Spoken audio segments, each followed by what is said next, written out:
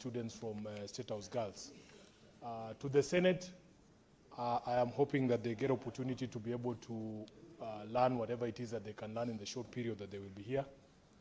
Honorable Speaker, you know there is a Swahili saying, tenda wema nenda zako. There is people who claim Sifuna has never built a single toilet in this county. If these students of State House Girls were to speak, they would tell you what the Senate office in Nairobi has done in their school in appreciation of the good work that the teachers are doing there, in appreciation of what the teachers and the students have done in terms of being a stellar, in terms of education in our county. So I also want to say that I hope as your senator I don't cause any embarrassment to you, that you are proud of the work that I do on your behalf, on behalf of your parents who elected me. I wish you all the best in your studies. Best believe that you can become anything that you want to become in life, for as long as you're able to take everything in its stage. Right now you are in school, you focus on that, and surely God will come through for you in whatever dreams that you have. Thank you very much, and I'm hoping that we can see each other behind the tent, because the senator of Nairobi is not like the senator from any other county. Thank you very much, Honorable Speaker. Next order. Order number 3, messages. Order number 4, petitions. Order number 5, papers.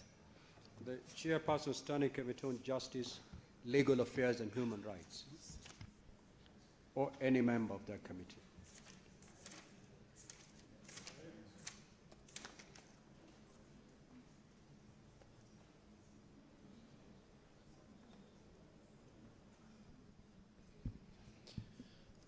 Mr. Speaker, sir, I beg to lay the following papers on the table of the Senate today, Wednesday, 11th March 2026. 1. Report of the Auditor General on the special audit on the Senator Lelegwe, I had called the chairperson in charge of JLAC or any member of that committee. Are you a member of JLAC? Then wait for your turn.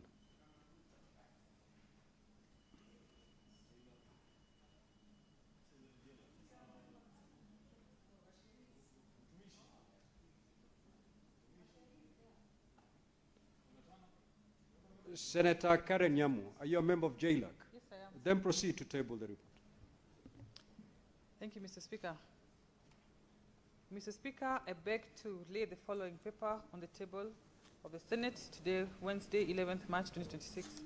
Report of the Standing Committee on Justice, Legal Affairs and Human Rights on a petition to the Senate by Honorable Isaiah Maina, a member of the County Assembly of Nandi County, representing all Esson wards on proposed amendments to the County Government Act, Capital 65. Thank you, Mr. Speaker. The Senate Majority Leader.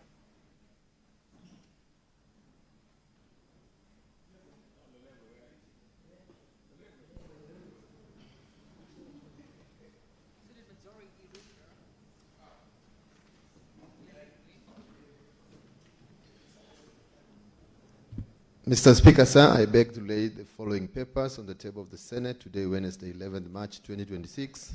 1. Report of the Auditor General on the special audit on the Affordable Housing Program, project status as at 31st March 2025. 2. Report of the Auditor General on the performance audit report on the provision of bursaries and scholarships by County Government of Kilifi. And 3. Report of the Office of the Auditor of the Control of Budget on the National Government Budget Implementation Review for the first 6 months of the financial year 2025-2026. Next order. Order number 6, notices of motion. The Chairperson, JLAC.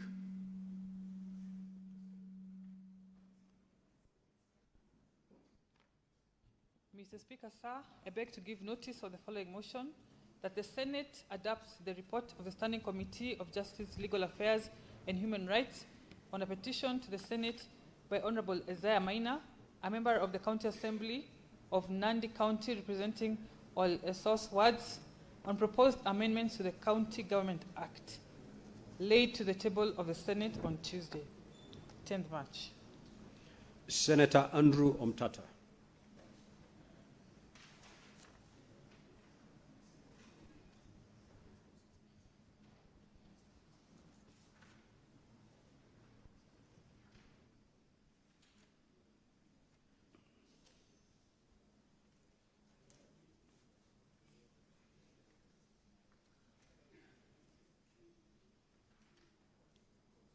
Mr. Speaker, I have a notice of motion on provision of IFMIS reports for county governments to the Senate. That, aware that Article 96 of the Constitution provides that the Senate represents the counties and serves to protect their interests, determines the allocation of national revenue among counties as provided in Article 217, and exercises oversight over national revenue allocated to the county governments. Further aware that in the case of Senate versus Council of Governors and 6 others, petition 24 and 27 of 2019 consolidated 2022 brackets KESC 57 brackets KLR, the Supreme Court affirmed that the Senate's oversight authority extends to both nationally allocated and locally generated revenue, concerned that senators are constrained by lack of access to real-time data from the IFMIS system for their respective counties they represent, thus affecting effective oversight of county governments. Further concerned that in some instances, data and information presented to the Senate by the Auditor General and the Controller of Budget are received and considered late as a result of the backlog, resulting in too much information not getting properly reviewed by senators. Noting that as a result of unchecked financial information and systems, county governments have continued to accumulate pending bills resulting from unplanned expenditures, unaccounted for, and inflated cost of projects. Now, therefore, the Senate resolves that the Cabinet Secretary in charge of the National Treasury shall on a monthly basis forward to the Clerk of the Senate all IFMIS transactions and reports for each county government for onward transmission to the respective senator for information on accountability and transparency in order to strengthen their constitutional oversight and promote good governance in the management of public finances. Thank you, Mr. Speaker, sir. Senator Veronica Minor. That business is deferred. Senator Karungo Thangwa. That business is deferred. Senator Mwenda Gataya.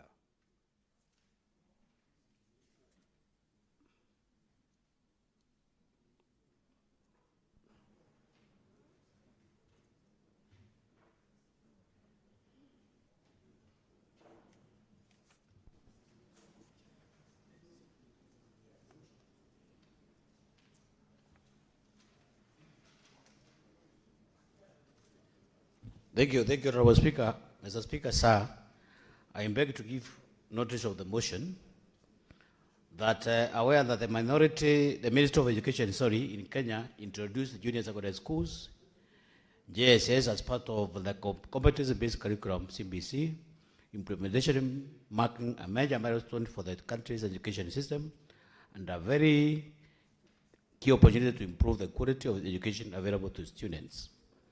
Appreciating that the junior secondary schools program play a vital role in shaping the academic trajectory of learners by providing students with a strong foundation in core subjects, helping them to develop essential skills and offering them to opportunities to participate in extracurriculum activities promoting greater social inclusion. concerned that the integration of the junior secondary schools within primary school setups has posed major challenges for junior secondary school teachers, including inadequate training on the new competency-based curriculum, limited opportunities for career advancement, conflict in leadership, decision-making, and resource allocation leading to strained relationship with end teachers.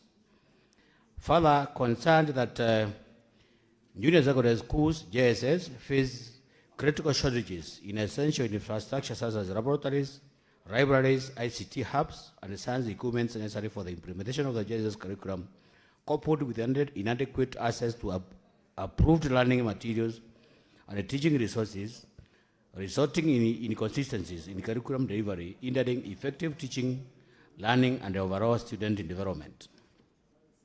Now, therefore, the study to resolve the Ministry of Education, the Teacher Service Commission, and the Kenya Institute of Curriculum Development should, 1, provide for an independent administrative and operational framework for junior secondary schools to enhance governance, streamline management, and create a more focused learning environment for the learners.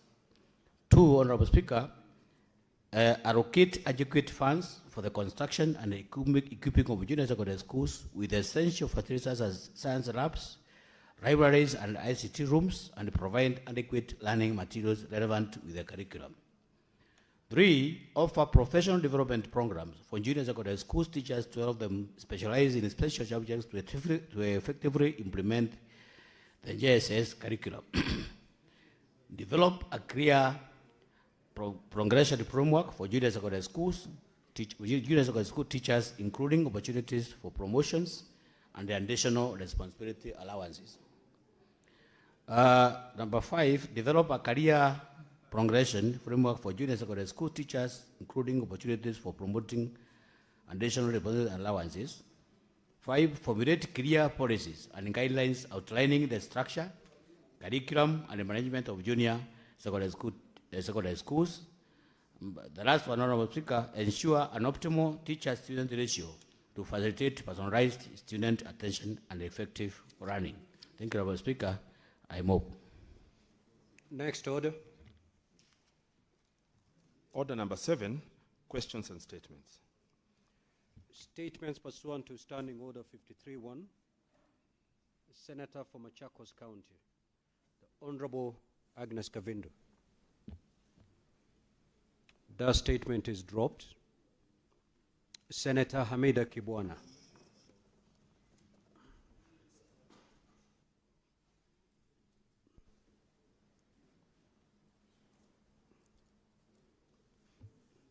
Thank you, Mr. Speaker. My statement is regarding the rising burden of sepsis in Kenya. Mr. Speaker, sir, I rise pursuant to Standing Order 53-1 to seek a statement from the Standing Committee on Health on a matter of nationwide concern regarding the growing burden of sepsis in Kenya, which continues to affect newborns, children, and adults across the country. Mr. Speaker, sir, sepsis is a life-threatening condition that is not detected and treated promptly, leads to organ failure, septic shock, and death. Despite its severity, it remains under-recognized, costly to treat, and a major contributor to mortality in our hospitals. In the statement, the committee should address the following. 1, the current data on the prevalence and mortality rates of sepsis in Kenya, disaggregated by age groups, newborns, children, and adults. Number 2, measures taken by the Ministry of Health to strengthen infection prevention and control protocols in health facilities, detailing strategies to address antimicrobial resistance that complicates sepsis management. Number 3, the status of neonatal and adult intensive care units across countries, including whether they are adequately equipped with infrastructure, equipment, and trained personnel to manage severe sepsis and septic shock.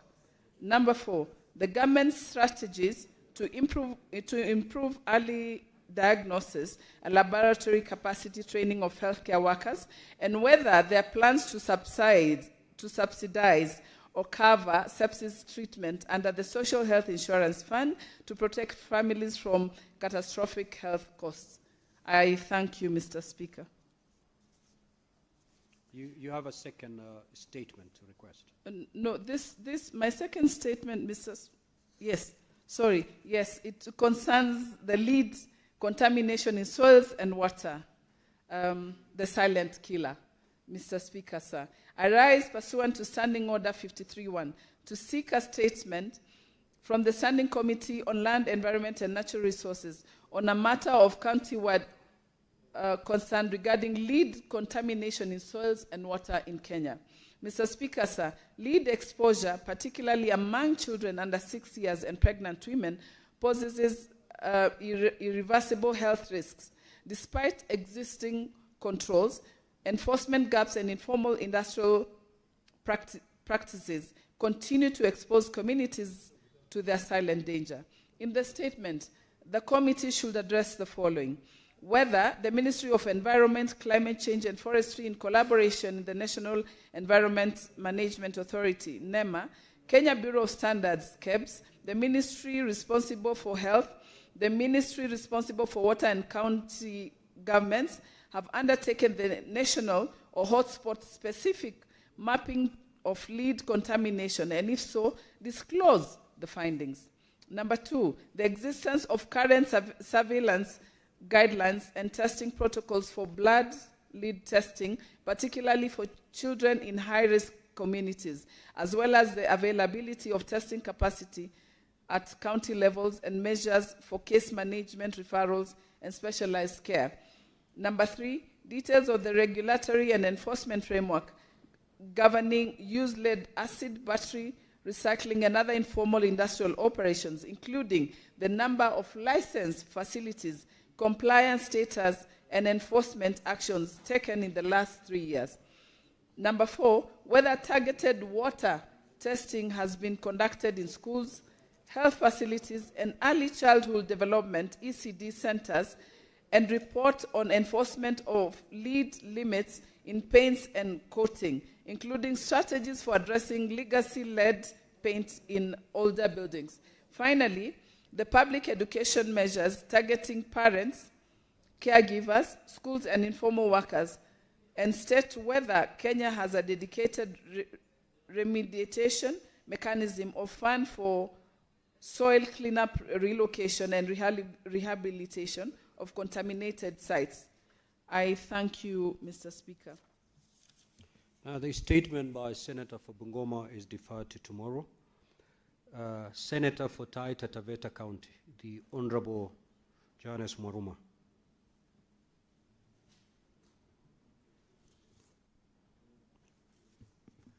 Thank you, Honorable Speaker, for this opportunity to request for a statement on pending payment of stipend for community health promoters, CHPs, in Taita Taveta County. Mr. Speaker, sir, I rise pursuant to Standing Order 53.1 to seek a statement from the Standing Committee on Health on a matter of county-wide concern regarding the pending payment of stipend to community health promoters in Taita Taveta County. Mr. Speaker, sir, under the agreement between the national government and the 47 county governments, community health promoters are supposed to receive a monthly stipend of 5,000 shillings shared equally between the two levels of government. While the national government has consistently honored its obligation, the county government of Taita Taveta has failed to remit its share promptly, resulting in a backlog of unpaid stipends. In the statement, the committee should address the following. One, whether the community health promoter's stipend had been included in successive budgets of Taita Taveta County from financial year 2023-2024 to date, and the reasons for the delays in payments. Two, the list of all CHPs in Taita Taveta County, including their names, national identity numbers, phone numbers, sub-counties, wards, and villages of assignment. 3, the timeline within which all pending stipends will be paid, including payments owed to CHPs who have since passed away but remain with arrears from the county government. 4, the strategies the county government has put in place to prevent future delays in stipend payments and outline the actions intended against any persons found culpable for the delayed remittance of CHP's stipends. I thank you, Honorable Speaker. Senator for Baringo County, the Honorable Kiprono Chemitei.